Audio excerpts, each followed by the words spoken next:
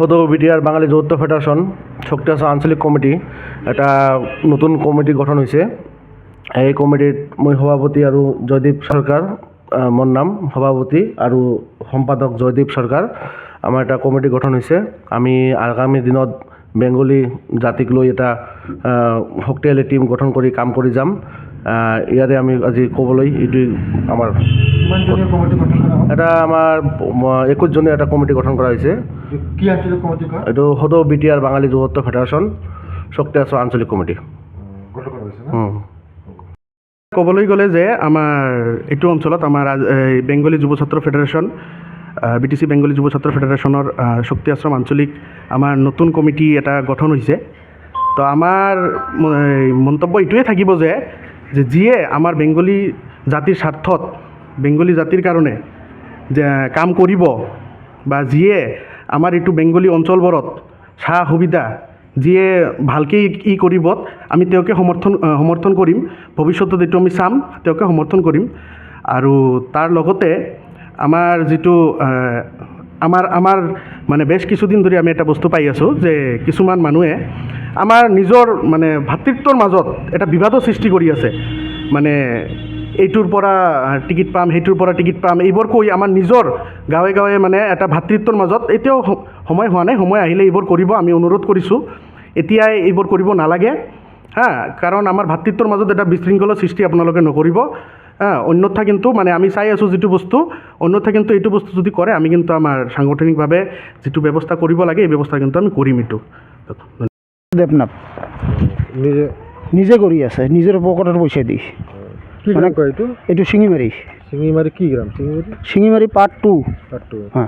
ৰোডটো কিমান দিন দি বেয়া হৈ আছে? এইটো মানে আমি বুজাৰ লগে থাকি ৰোডটো বনোৱাই নাই।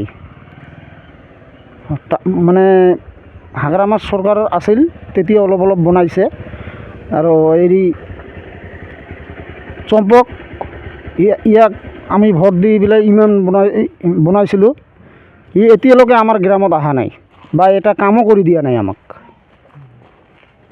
কি ক'ব এই গ্ৰামৰ ৰাইজে? আপুনি কি ক'ব? ৰাইজে ভাল ক'ব সুকুমাৰ দেৱনাথক। এবাৰ BTC ইলেকশ্যনত সুকুমাৰ দেৱনাথ বোলে BPF পৰা খেলাব, আপোনালোকে কি সঁহাৰি দিব? দিম।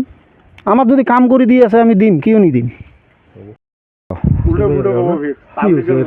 কামটো চলি আছে, কোনে কৰি আছে? এইটো সুকুমাৰ দেৱনাথে কৰি আছে BPFৰ ফালৰ পৰা। তেওঁক এইবাৰ ৰাইজে সমৰ্থন কৰিছে। যদি টিকিট দিয়ে হয়তো BPFে আমাৰ শিঙিমাৰী ৰাইজে তেওঁৰ হৈ ভোট দিব। কিমান দিন এই ৰোডটো বেয়া হৈ আছে? এইটো BPFৰ দিনত এবাৰ ভাল হৈছিল, অলপ 50,000 টকা দিছিল আৰ্থিক সাহায্য হিচাপে। আৰু তাৰপিছত এতিয়ালৈকে হোৱা নাই। এইটো 2007 আছিল। এতিয়া ৰোডটো বনাই আছে? এতিয়া বনাই আছে, এতিয়া যাব পৰা হৈছে। আগতো মানুহে যাব পৰা অৱস্থাত নাছিল। শিঙিমাৰী হয়। ইয়াতে ৰোডৰ কাম চলি আছে নেকি? ৰোডটো কোনে বনাই আছে? এইটো সুকুমাৰে দি আছে, চিতলাৰ না? কিমান দীঘল হ'ব ৰোডটো? ৰোডটো প্ৰায় 5 কিলো নহ'ব, 2.5 কিলোমান হ'ব। 2.5 কিলোমিটাৰ হ'ব? 2.5 কিলোমিটাৰমান হ'ব। ইয়াতেতো কি কয় আপোনালোকে কি ৰাজ্যে কি সিদ্ধান্ত লৈছে এবাৰ যদি টিকিট পায় সুকুমাৰে যদি পায় সুকুমাৰে আমাক দি দিছে, সুকুমাৰকে দি দিম। সুকুমাৰক ভোট দিব আপোনালোকে? আচ্ছা। এই EM আছে ইয়াতে আমাৰ? ইমান দিনৰ পৰা এক চাপাক কোনেও মাটি দেওয়া নাই আমাৰ শিঙিমাৰী গাঁৱত। এইবাৰতো সুকুমাৰ ছাৰে এতিয়া ইলেকশ্যন টিকিট পোৱা নাই, তাৰ আগতে দি দিছে। এই ৰোড কাম চলি আছে? সুকুমাৰ দেৱনাথ বনাই আছে ৰোডটো। কিমান দীঘল হ'ব ৰোডটো?